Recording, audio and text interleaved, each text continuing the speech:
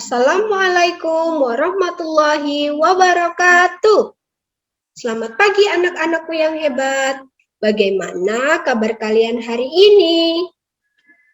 Ibu berharap kalian dalam keadaan baik dan sehat, serta siap mengikuti pembelajaran hari ini.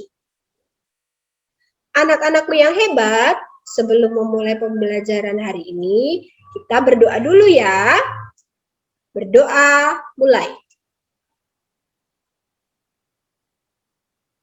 Selesai. Anak-anakku yang hebat, hari ini bersama Ibu Pinkan, kita akan belajar tentang benda-benda yang termasuk konduktor dan isolator. Tujuan pembelajaran hari ini adalah, yang pertama, mengklasifikasikan benda-benda yang dapat mempercepat dan menghambat perpindahan kalor. Yang kedua, menyajikan hasil pengamatan tentang perpindahan kalor.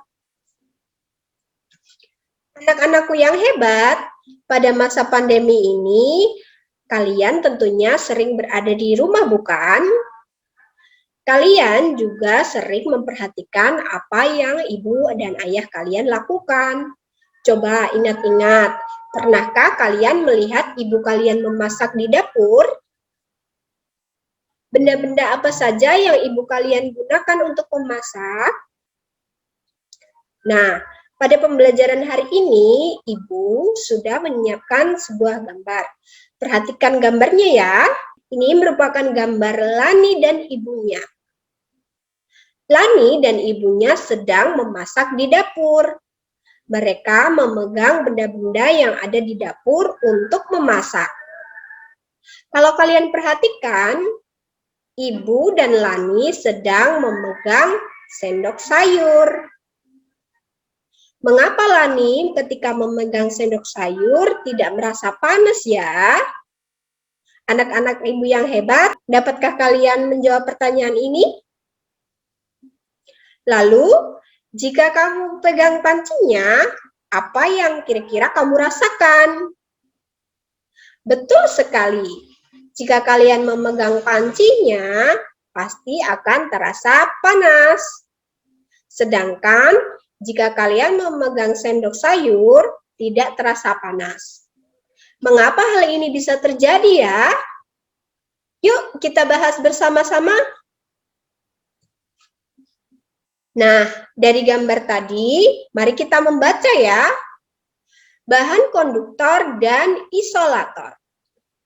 Perpindahan panas dengan cara konduksi memerlukan zat perantara yang membantunya mengalirkan panas dari sumber panas ke benda yang lain. Ingatlah bahwa panas mengalir dari tempat yang panas menuju tempat yang lebih dingin. Ada perantara panas yang dapat menghantarkan panas dengan baik, ada pula yang tidak ya. Di sekitarmu terdapat banyak sekali benda-benda dengan berbagai macam bahan. Pemilihan bahan didasarkan pada sifat yang dimiliki bahan tersebut. Misalnya, benda yang dapat menghantarkan panas dan benda yang tidak dapat menghantarkan panas. Ada benda yang mempunyai kemampuan menghantarkan panas dengan baik. Ada pula benda yang tidak dapat menghantarkan panas. Bahan yang dapat menghantarkan panas dengan baik disebut dengan konduktor. Bahan yang tidak dapat menghantarkan panas disebut dengan isolator. Sedangkan bahan yang sedikit dapat menghantarkan panas disebut dengan bahan semikonduktor. Anak-anakku yang hebat, kalian ingat ya, tadi ada benda konduktor, benda isolator, dan benda semikonduktor. Ayo kita ulang. Apa itu perbedaan dari ketiga benda tersebut? Bahan yang dapat menghantarkan panas dengan baik disebut dengan konduktor. Sedangkan bahan yang tidak dapat menghantarkan panas dengan baik disebut dengan isolator. Sedangkan ada bahan yang sedikit dapat menghantarkan panas yang disebut dengan semikonduktor. Anak-anak sudah paham? Mari kita lanjutkan. Bahan konduktor yang sering digunakan dalam kehidupan sehari-hari biasanya terbuat dari bahan logam, panci, wajan, penggorengan, dan beberapa peralatan masak di dapur terbuat dari logam. Jenis logam yang paling sering digunakan untuk membuat alat-alat tersebut antara lain besi, aluminium, dan tembaga. Bahan yang tidak dapat menghantarkan panas disebut dengan isolator. Beberapa bahan yang termasuk sebagai isolator antara lain adalah kayu, kain, dan plastik. Penggunaan bahan-bahan ini banyak sekali dijumpai di sekitar kita. Anak-anakku yang hebat, dari bacaan di atas dapat kita simpulkan ya. Bahan untuk membuat konduktor dan isolator panas. Bahan-bahan yang paling sering digunakan untuk membuat alat yang bersifat konduktor dan isolator panas sebagai berikut. Bahan konduktor adalah bahan yang dapat menghantarkan panas dengan baik. Bagaimana dengan contoh-contohnya? Contohnya adalah logam, besi, aluminium, dan tembaga. Anak-anak ingat ya, bahan konduktor adalah bahan yang menghantarkan panas dengan baik, sedangkan contoh-contoh bahannya adalah logam, besi, aluminium, dan tembaga. Bahan isolator adalah bahan yang tidak dapat menghantarkan panas. Contohnya adalah kayu, plastik, dan kain. Kita ulangi sekali lagi ya. Bahan isolator adalah bahan yang tidak dapat menghantarkan panas. Contohnya adalah kayu, plastik, dan kain. Anak-anakku yang hebat, bagaimana dengan contoh-contoh benda yang ada di sekitar kalian yang merupakan benda konduktor dan isolator? Ibu sudah siapkan beberapa contoh benda yang termasuk konduktor dan isolator. Kita bahas bersama-sama ya. Yang pertama, bahan atau benda-benda di sekitar kita yang termasuk konduktor adalah wajan, panci, sendok, paku, garpu, dan pisau. Anak-anak bisa mencari benda-benda lain yang merupakan benda yang termasuk ke dalam bahan konduktor. Kalian bisa mencari di dalam atau di luar rumah. Sedangkan bahan-bahan isolator adalah contoh bendanya gelas, plastik, keramik, karet, kayu, kain, wol, gabus, dan kertas. Anak-anakku yang hebat, dapatkah kalian mencari benda-benda lain yang termasuk ke dalam bahan isolator di sekitar lingkunganmu?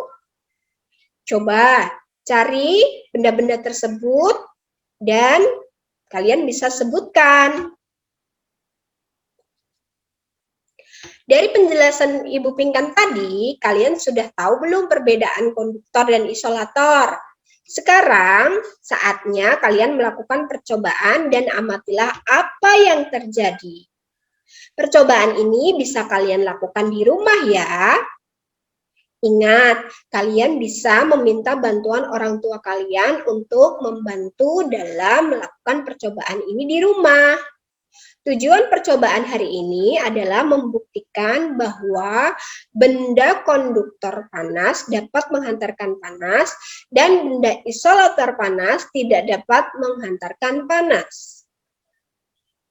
Alat dan bahan yang perlu kalian siapkan adalah sendok logam, garpu logam, penggaris plastik, sumpit, pensil, paku atau besi batangan, gelas kaca, dan air panas. Selanjutnya, Bu Pinkan akan menjelaskan langkah-langkah dalam melakukan percobaan tadi. Langkah-langkahnya adalah masukkan air panas. Ingat ya, jangan air mendidih, tetapi ambil air dari termos, kemudian masukkan ke dalam gelas.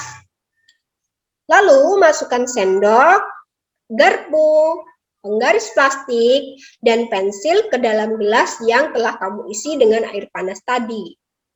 Diamkan kurang lebih selama 3 menit. Sentuhlah setiap ujung benda bagian atas dengan tanganmu. Untuk mengecek suhu air, sentuhlah air setiap sebelum memasukkan benda-benda tersebut. Jika sudah tidak panas, gantilah air yang baru. Ingat ya, jangan air mendidih, tetapi air dari termos dipindahkan ke dalam gelas. Lalu isilah tabel dan tulislah hasil pengamatan pada tabel di lembar kerjamu. Anak-anak hebat, tidak terasa kita sudah melaksanakan pembelajaran hari ini. Apakah kalian sudah lebih memahami tentang materi benda-benda yang termasuk dalam benda konduktor dan isolator? Ibu harap setelah kalian mengikuti pembelajaran hari ini, kalian menjadi lebih bisa memahami materi tersebut. Sebelum kita akhiri pembelajaran hari ini, mari kita simpulkan pembelajaran yang telah kita lakukan. Kesimpulan yang dapat kita ambil pada pembelajaran hari ini adalah bahan konduktor adalah bahan yang dapat menghantarkan panas dengan baik. Contoh bendanya adalah wajan, panci, pisau, paku, sendok, dan garpu. Sedangkan bahan isolator adalah bahan yang tidak dapat menghantarkan panas dengan baik.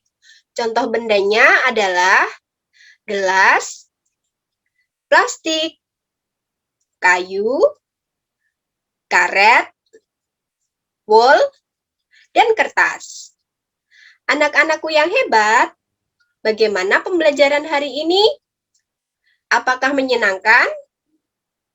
Semoga pembelajaran hari ini dapat bermanfaat untuk kalian semua ya. Sampai jumpa di pembelajaran kita berikutnya di video-video Bu Pinkan selanjutnya. Jangan lupa jaga kesehatan dan selalu terapkan protokol kesehatan ya. Wassalamualaikum warahmatullahi wabarakatuh. Bye-bye.